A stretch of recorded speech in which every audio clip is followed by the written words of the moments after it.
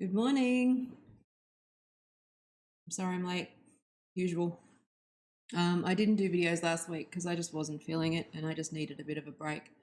Yeah, if you've been watching my videos now, you'll know that I have a lot going on, and also just I needed to prioritize work for a little bit. Yeah, so I just wanted to have just a little bit of a break and going through some stuff, and it ebbs and flows. But hopefully you weren't too upset and didn't all of my handful of watches missed me at least a little bit. I thought we'd have some fun today. I want to talk about the way that the tech companies are handling some of these problems, but today I'm just going to have a bit of fun.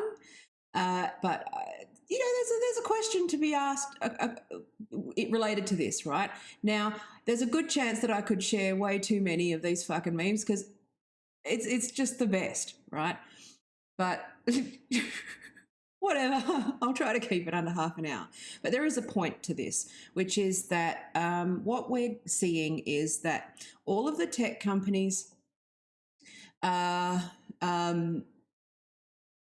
trying to deal with legal issues,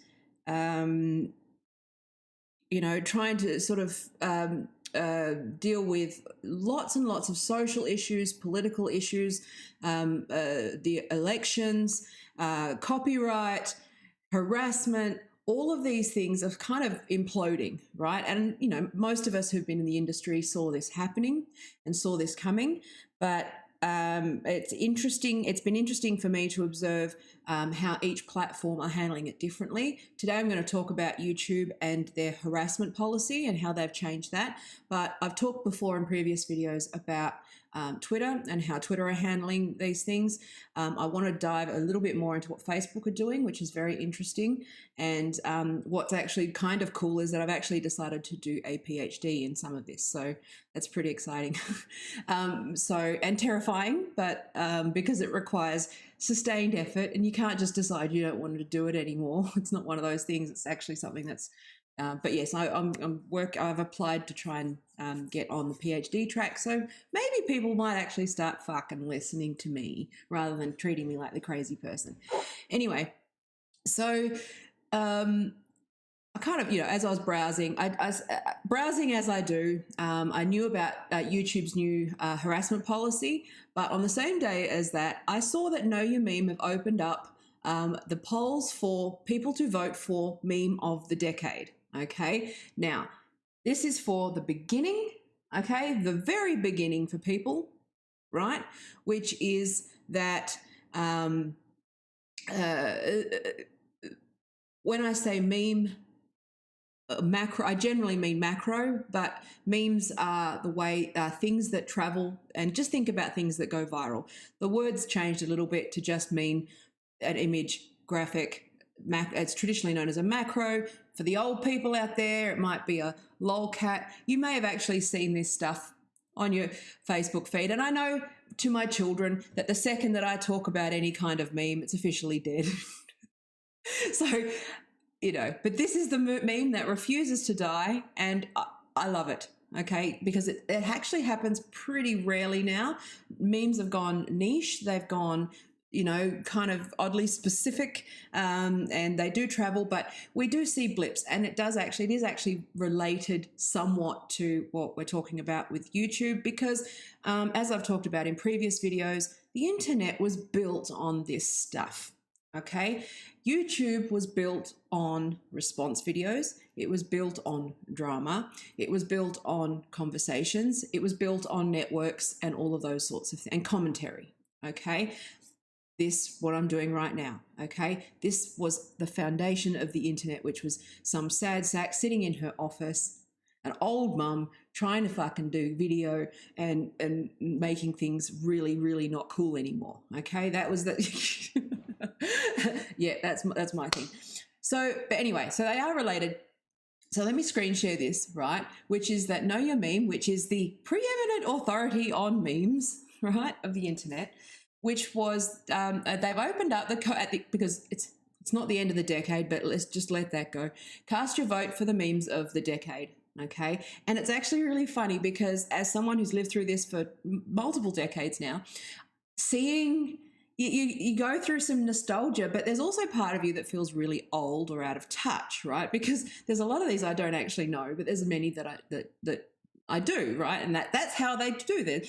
Memes are in jokes. They travel in and out of communities. Sometimes they sort of hit mainstream, which I'll talk about, right? Which is the meme of fucking 2019, which refuses to die and continues to make me laugh. And it's just fucking amazing. But it does link back to what I'm talking about.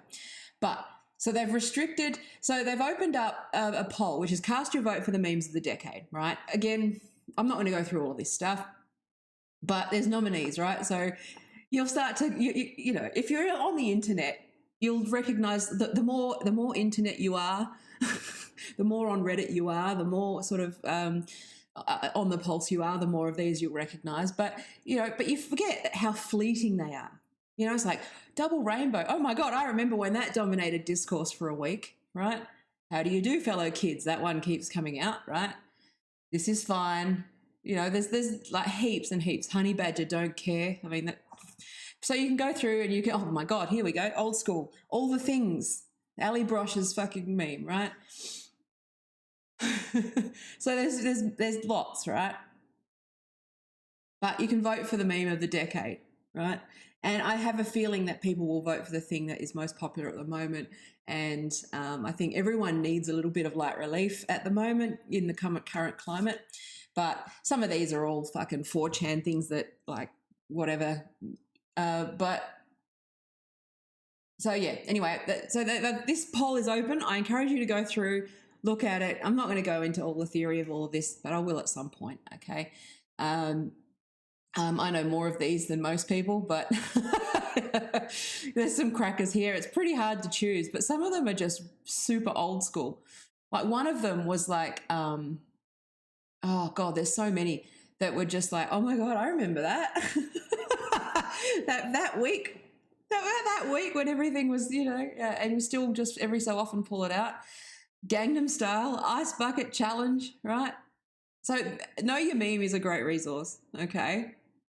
Actually, the Deal With It fucking sunglasses is funny because I actually noticed on the Kardashians that Kourtney is wearing Deal With It glasses. So maybe that's a thing where I don't know. That was a stupid side point. Steamed hams, fucking everything, right? I hate that distracted boyfriend meme. That was the stupidest fucking thing. Anyway, Doge, sorry. Oh, the dress. So anyway, I could show you this for fucking hours, but I'm not gonna. All right. Okay. But the meme that I want to talk about mostly, and even the oldies will have seen this on their feeds. This is why I've chosen it. It's not too fucking niche, all right? Which is the woman yelling at a cat meme.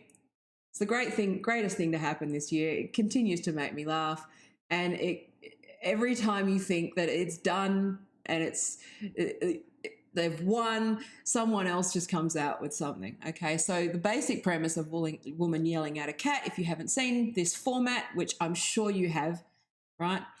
My son hasn't, which is interesting. Maybe this is just a grown-ups meme, I don't know, but he was having a laugh when I was showing him because I was actually compiling a few for this video, and he was like, yeah, that's quality. But yeah, so you've seen this format, right? Which is the Smudge the cat, right? Started it with Smudge the cat, right? Posted, I know, like vegetables, I think it was, or something like that, and mashed up with Taylor Armstrong from Beverly, was it? I don't watch these things. The Real Housewives of Beverly Hills, okay? It's probably written there in front, but I can't read and speak at the same time. But yeah, so basically someone just happened to post these side by side and it just took off. It's arguably the most mainstream macro that we've seen in some time. Now, the thing that I want to talk about mostly is the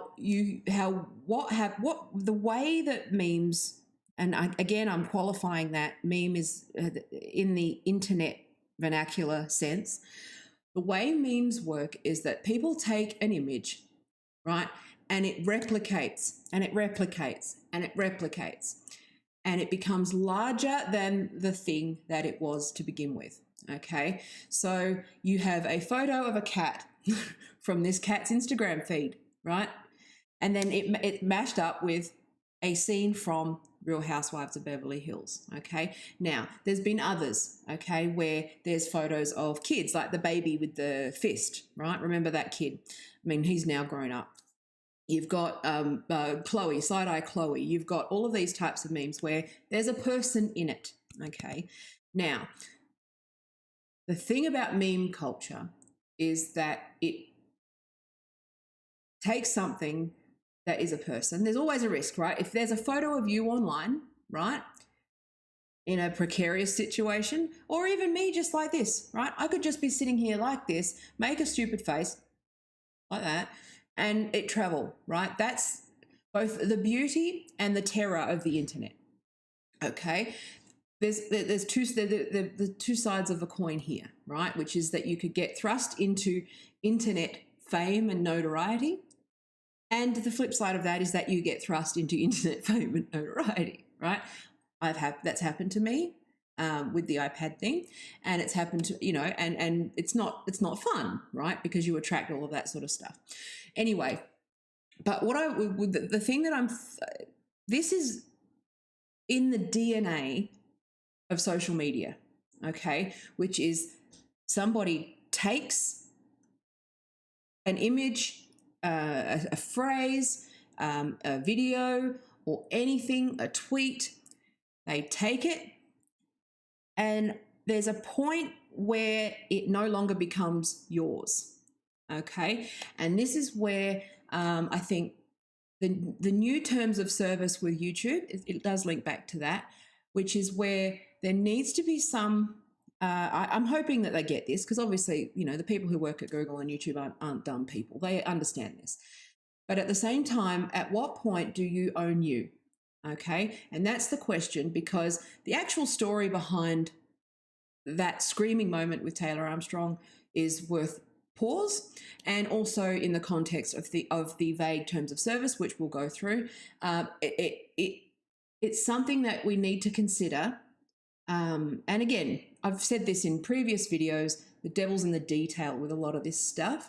And a lot of this stuff, there's no law, right? There's no case law. And I'll talk about Facebook's idea for the Supreme Court, right? I can't remember what it's called exactly. The Supreme Court on Wednesday. But the thing is that this is untested. But what we've got is that we've signed up with a certain expectation that we're allowed to do certain things, right? If you're an old internet grandma like me, you understand how memes work. You understand that if you go viral, it's not personal. It's not about you. There is a point where you become a caricature of yourself. And I've lived this. This has been my entire life, where the persona is not the person, and where it is no longer your property, in a sense, right? It sort of goes out into the world, and this is an example of that, okay, which is a photo of a cat, right, next to screaming Taylor Armstrong, right? Most people don't think about it. It's funny, right? And I'm just going to go through a couple because I can't help myself. But for those who haven't seen it, there's a number of different formats, but I'll just focus on a couple. And the basic format is that contrast of the screaming woman, hysterical woman, and the fucking ha ha ha cat, right? And again, cats, right? Fucking cat photos are scaffolding as much as fucking meme culture. Cats built meme culture. One of the first macros was ceiling cat, right? Lolcats just exploded by meme culture, okay? So this is something that we just need to think about this. But when there's a person involved, and there have been, right, they've also been used to with individuals who are not attractive or to mock people, right? But that's the thing that we need to think about, is at what point do you stop being you and you become a meme and you become a living meme, and it's very weird. It's a very weird legal and political situation, okay? And so and if you're a public figure, I think that that's something that you need to be aware of. Like I remember having a conversation with a friend of mine who has subsequently is not with us, but she was not handling this internet troll situation well, okay? Unfortunately, that led to her, demise. But at this, because she just couldn't reconcile the fact that the people that were, because she's on television, the people that were making fun of her were not necessarily making fun of her as a person. They were making fun of the persona version of her. Right? It's the same thing with me. I've got a persona. People, you think you know me, but like there's aspects of my life that I share and aspects of my life that I don't, and that's something that I know and understand, and I can sort of build that wall in a way that keeps me sort of sane. And even then, like it does get you down after a while, right? So you need to be very conscious of that. Now, the thing that a lot of kids, I think, aren't aware of is the fact that with all of this sharing, there's always that chance that you could spread, you could become a meme, you could become world famous in a day, right? There's always that chance, right? If you're on TikTok, if you're making videos, some of them think they want that, but trust me, you don't, okay? Now, control your image, control your brand, control your persona as much as you can, okay? I'm just letting you know. So anyway, that's a side point. Now, the reason that I'm talking about this is mostly because the story behind that actual scene is Taylor Armstrong on Real Housewives of Beverly Hills, right? The reason that she got so upset was because she was in a violent relationship and someone on the show was gossiping. I don't watch that show. It's a bit dumb, but this is just from my understanding, right? Which is that another person was gossiping and she lost her shit and she was scared that what her ex-partner would think, and that would escalate and become violent, right? So there's actually kind of a dark undertone to this, right? And there is a point where the situation, right, where you are no longer a person and you are no longer, you become public property, okay? And that's what private citizens have to negotiate all the time, because prior to the internet, we didn't have control over whether we were public figures or not. It was something that you had to pursue. It was something that you had to choose, unless you sort of committed a crime or volunteered to be on TV or, physically went somewhere, right? You could live a private life. And so you actually got to opt in, right? Whereas with this stuff, you can't necessarily, okay? And that's, I think, one of the tensions that we are seeing, which is that people who haven't really opted into a public life, right, are becoming public figures, open for commentary, open for, and, people who are like me who understand that, right? But then there's people who are vulnerable, who are not necessarily in their right mind, who might, if you're having a breakdown and you have a moment and that photo becomes something that ends up memed and you become public property, right? In a vulnerable moment, then that's something that you need to foresight on. You need to know, right? This is people that are being thrust into fame, and fame's shit. Nobody wants that, right? I only do this because it's a personal challenge and because I've got stuff I want to talk about, right? I don't do it because of anything. I don't want to be in front of the camera ever, right? Nobody wants that shit. But so anyway, I just want that. I think I wandered off a bit there, but so this meme, right? It's interesting because, so for those that aren't familiar with it, which where the fuck are you, right? If you're not, but where the fuck are you if you're not? Like there's a few formats, right? Like this is great because I've actually been to Yas and I saw this sign, right? So the format is, smart ass cat, hysterical woman, right? So, you know, no smoking, safety first, right? So that's one of the formats. But then the mashups happen. And so this is where things become larger than life and you no longer become you. Okay. Now, I am going somewhere with this because then the Photoshop happens. These are great. Okay. Right. There's heaps of them. Right. But this one's my favourite. Salsa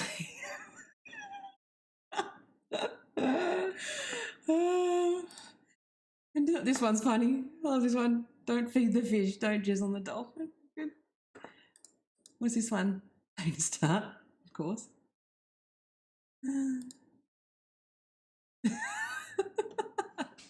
So there's varying formats. I'm not going to go through too many of them. I promised I wouldn't, but they're some of my favourites. Ask church.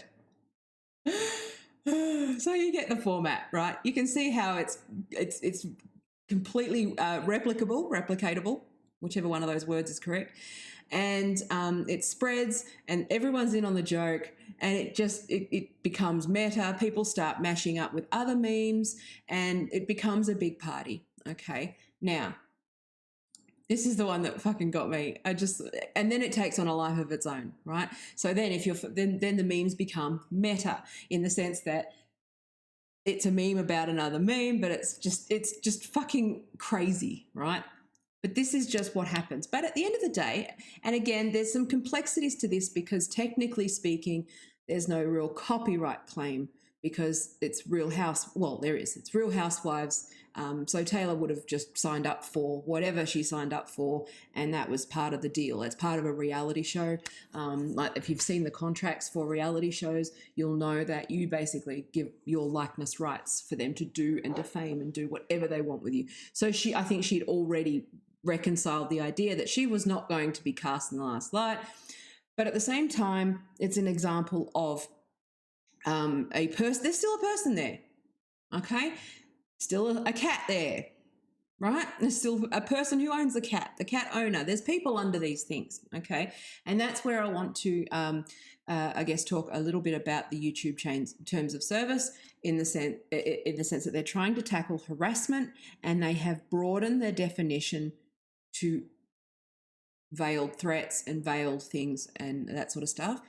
Now, because of the history behind this meme, sorry, I fucking brain farted. You know what? Fucking lost my words.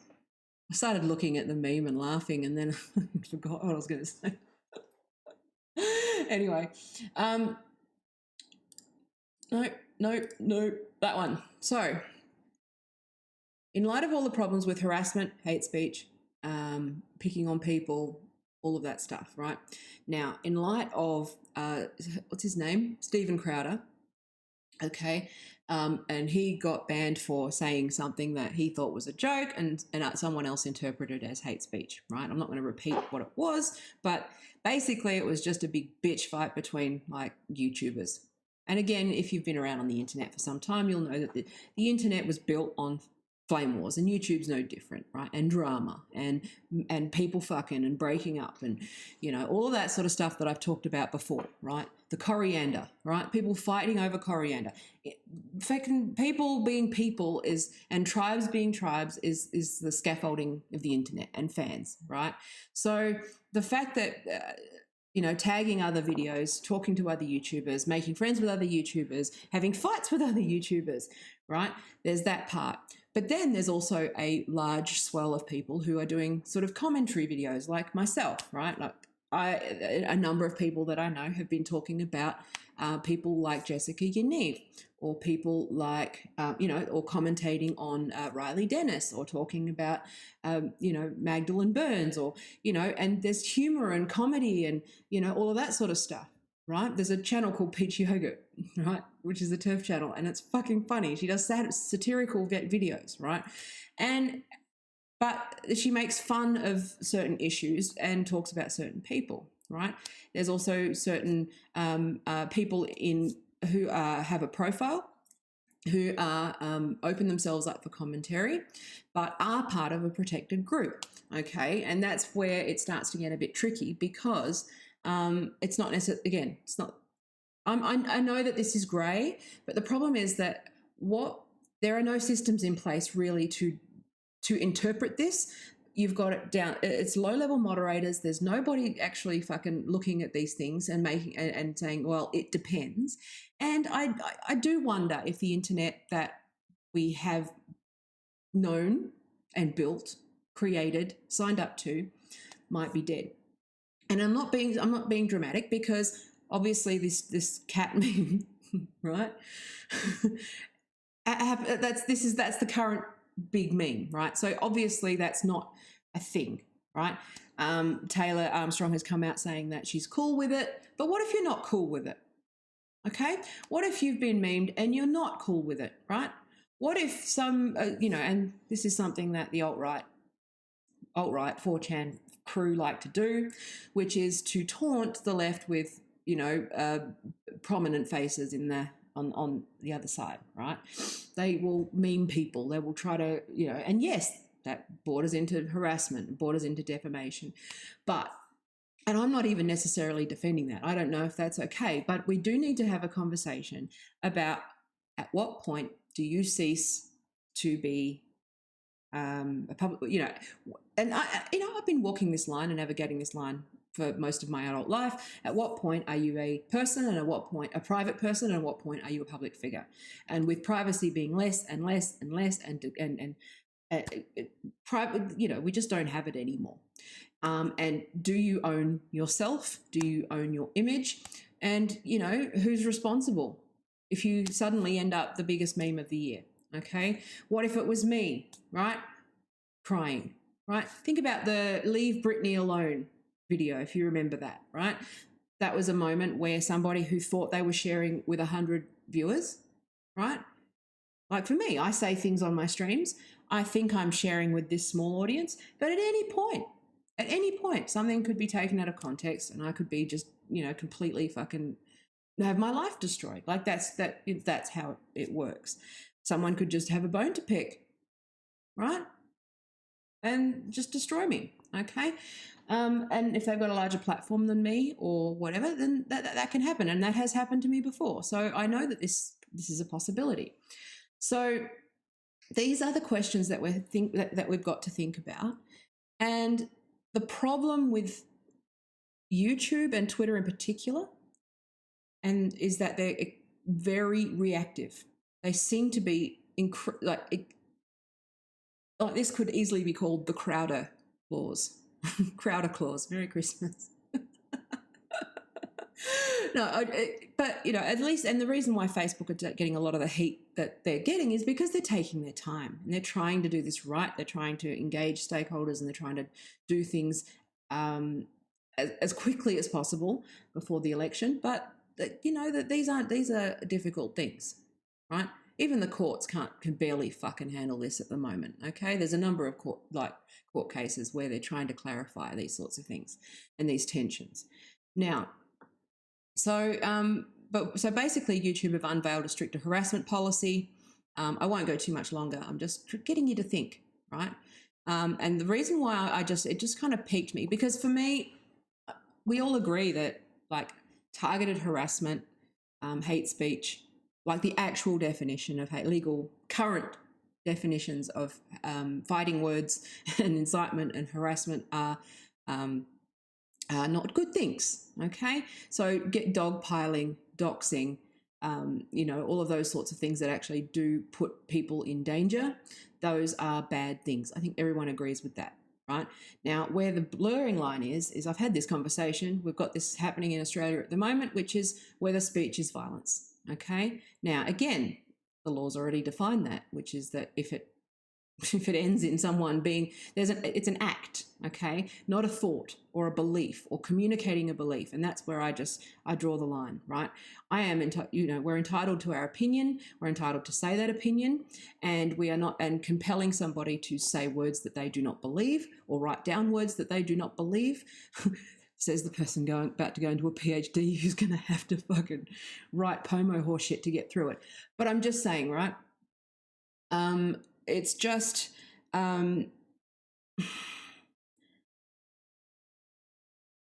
we all agree. I think most people know what hate speech is when they see it, but what's happening with these things is that they're becoming increasingly vague and increasingly used as a weapon for those who are not very mentally healthy and not very good. So that one good example is a famous child drag queen called Mr. Desmond is Amazing. Now, one way that they use that they use to silence critics, they've done this with Tim Pool, they've done this with a number of like commentators, which is where they talk about this person, and what they do is they use the copyright violation. So if you show images of them, then because there's a child, they will take the video down, they'll do a frivolous copyright claim, and nobody can talk about this issue or criticize the issue. Okay, this is where it gets worrying. And this is where something like Jessica Yaniv, who is can we all agree, like no one's defending this person, right? But technically speaking, with the wording of the policy, and I haven't got the exact policy, sorry, I scratched my face, it's gotten red. I get hives, so sometimes I can write my name on my cheek with that's how bad my allergies are. Anyway, so basically, that instead of just being sort of straightforward harassment, like what you would consider to be harassment, which is that doxing, dogpiling, brigading. Brigading is when you are send, if you, like for example, if someone, like let's say Tim Pool took exception to something that I said, he's got 1 million followers, right?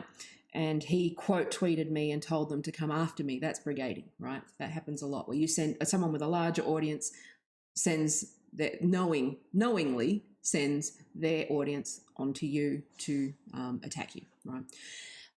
Now, I understand why that should be a thing, but at the same time, it's a little bit tricky when you start to get into commentary like this, when you start to talk about someone like Yaniv, someone who is part of a protected group and abuses that loophole to target and harass people, right? That means, like, technically speaking, if you let's just pretend that someone like Jessica Yaniv would love loves this policy, right? Because what it does is apparently they're veiled or implied threats. Okay, well, I'm not, but when you define threats as misgendering or threats of this or whatever, right? Again, it's just vague. Okay, now I'm glad that they have been clear that it's physical violence, not emotional violence. I'm glad that they didn't say violence, because one of the things, the premises of a lot of this woke stuff is that words are violence, and that hurt feelings are violence, and that microaggressions are violence, and that racism is violence. It's like, well, no, it's just, this is a discussion, and it's problematic is not violence, okay? Calm the fuck down, all right? And this is where it just, I just wanted to make it, because I just wanted to show you that there's really a lot of grey here. Okay, now YouTube have expanded it. I, again, have a moderate benefit of the doubt view with this, which is that these are new problems. Everyone like is saying that the sky's falling. I'm not convinced that it's falling. But let me read it. So it says, YouTube said it would now prohibit veiled or implied threats, not just explicit ones. Okay. So an explicit threat is I'm going to X, Y, Z, U. Okay, I've got to, obviously you've got to be careful, because I don't want the algorithm to turn around and say that I'm doing that. But the new policy includes content that simulates violence against a person or language, indicating physical violence could occur.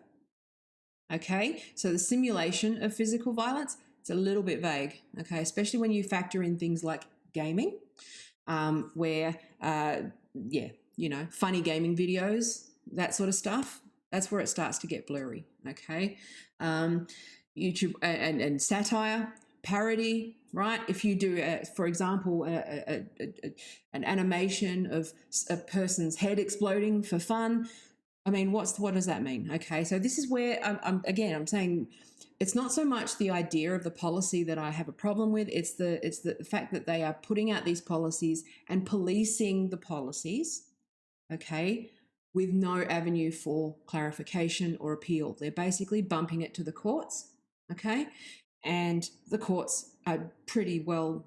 I think it's pretty clear that they're ill-equipped to handle a lot of these cases, okay. So, and that will lead into Wednesday's video. But again, maliciously. So, but again, can AI read what malicious means? Okay. Robots can't read intent. They can't read irony. They can't read humor. Okay. So, and YouTube also said that it will no longer permit maliciously insulting someone based on characteristics like race, gender, expression, or sexual orientation. Okay, so this is clearly a Crowder thing. So you can't use slurs, right? Good luck, TERFs, right? Good luck, anybody talking about like feminism, right? And it's a good thing in the sense that I would hope that being called a TERF or a Nazi would actually get you, will get that other person in trouble. But that's the thing, is that they're not even-handed in the way that they do these things, okay? So so whether it's but the interesting thing here is whether it's a private individual, YouTube personality, or public figure. And that's the thing that I find concerning, because there's always been that understanding that a public figure, right, is fair game, okay, for commentary, criticism, comedy, right? And again, I'm not saying that I would necessarily want to do malicious speech or insult people. That's not my thing, right? But at the same time, when you do live streams, things happen, and you might not even know that something. You get what I mean? Like it's just so vague. So and the way that memes operate is that the wheels have fallen off. My brain's fucking atrophied because I've got to go. But what I wanted to say was that this is all well and good, right? All well and good. But there needs to be a clear path for misunderstandings. There needs to be a clear path for appeal. And there needs to be the courts need to upskill, okay? And the courts need to deal with this, right? I'm starting to think that there needs to be some sort of digital platforms fucking court, right? Or ombudsman or something like that deals specifically with complaints around censorship, right? I think that it's the only way forward is to create some sort of body that can rule, that's independent and look at this. And it just, like the telcos here, we have lots of ombudsmen. We've got the financial ombudsman, the banking on telecommunications, privacy. And I think that there needs to be a digital ombudsman, right? And an appeals tribunal that allows for this to occur. And that's where the gaps are, because what we're seeing here is that people like, especially of my generation, who signed up with a certain understanding that once you put stuff online, it was fair game. Okay? Once it was open for commentary, you put it online, trust me, I know this, right? A joke that's around with 10 friends can go to 1 million people very quickly. Okay? A joke, a meme, suddenly your face is on everything, okay, without your permission or consent, okay? There needs to be some avenue for, and there are legal avenues, but legal cases like this are extremely expensive, and there's not many lawyers that are actually specialising in this sort of stuff. So for your average person who, takes a meme and takes someone's private citizen's face and takes it global, right? Is that harassment? I mean, technically speaking, it's veiled harassment.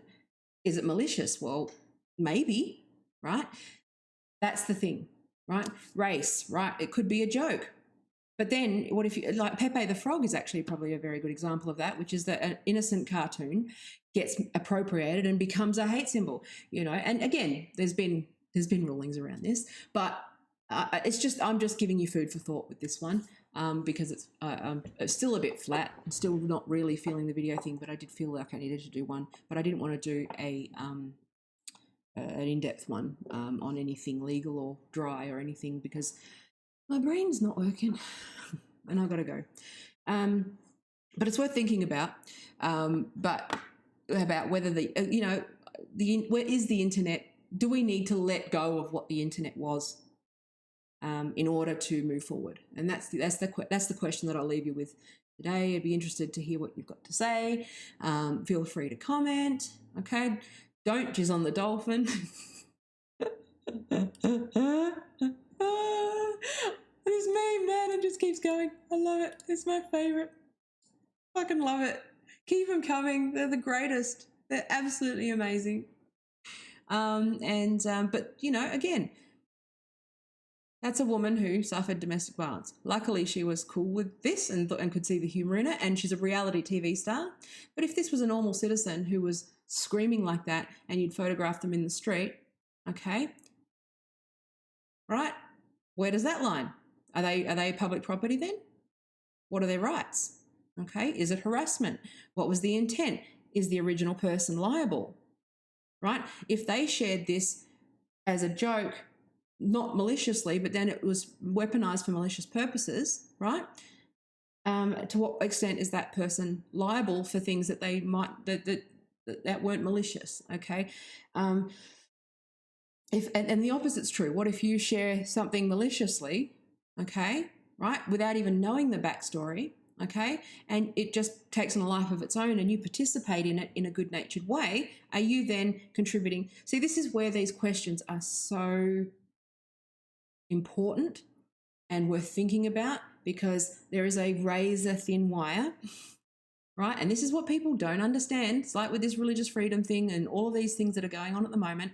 There is a razor-thin wire between a fucking police state and our freedoms, right? And as citizens, and our rights as citizens, and our rights to peace, safety, autonomy, and free thought, free speech, those sorts of things, okay? Freedom of association, those pillars of democracy that I talk about, okay? When you start, and that's where we need to start, this is where a lot of this stuff's coming from, right? How do you protect the pillars of human rights when massive harm can be done at scale, and when people can be unwittingly thrust upon a global stage without their consent, and also the fact that you can't necessarily even opt out anymore, right? The understanding used to be that we could just, there's a social contract, okay? I know I've misused that word, but I'm just saying there's an understanding that if you put something online, that it's fair game. But now everything's online, okay? You can't just say, well, don't upload your photos to iCloud, because that's just not realistic. Okay, so what we need to do is start thinking about that tension, and that's where a lot of this privacy discussion is. Now, this is obviously, there's expertise behind this, and I'm definitely not a privacy expert by any stretch. But for your average person, when you see hate speech or bullying, you go, well, that's bad. But at the same time, you go, okay, so what does malicious mean? Okay, who's responsible? What's the context of this? Okay, it's not quite that simple to turn around and, well, it's funny that actually Alex Jones, see, most people go, oh, well, and he's someone who's gotten banned from a lot of platforms, right? Well, he's crazy. Everyone thinks he's crazy. It's fun. It's most people find it entertaining, not harmful, right? That's where the line is. Is it malicious or is it just marketing? Okay, because don't tell me that a lot of this persona shit isn't just self-promotion and marketing and controversy for clicks, right? That's where the word malicious it's all loaded. So have a think about that, okay? If you want to support me, you know the drill. Go to tayasmith.com.au. Do what you want. Christmas is coming and it's a very slow period, so if you want to give me a Christmas present, that'd be great. But I'm not worried. So you like what I do, like what I've got to say, and want to support this thing, then by all means do that. If not, don't. And I will see you on Wednesday. I'm talking about the Facebook Supreme Court. Peace. I love you. Thank you for your precious life seconds. All of that. And I will hopefully chat to you on... Fucking idiot. Hopefully chat to you on Wednesday. Bye.